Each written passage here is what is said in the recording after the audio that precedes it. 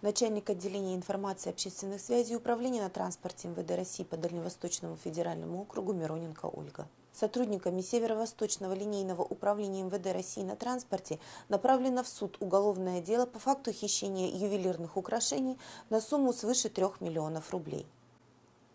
В ходе предварительного следствия следователями Северо-Восточного линейного управления МВД России на транспорте было установлено, что 26-летняя жительница города Якутска устроилась продавцом в ювелирный магазин, расположенный в аэропорту республиканской столицы. Женщина в течение месяца похищала ювелирные украшения и сдавала их в ломбард. При этом она снимала пломбировочные устройства, а затем их вешала на серебряные украшения, купленные в других магазинах города.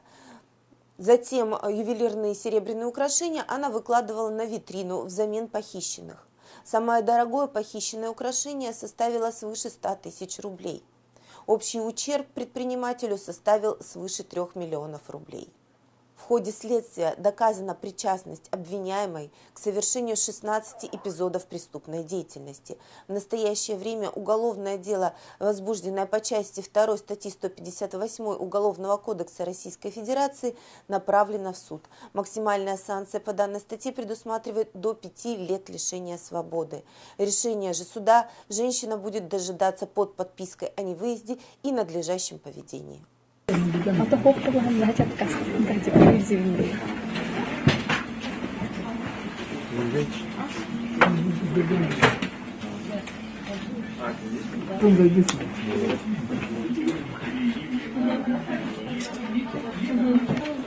за 12. Вот вы прошли такие вот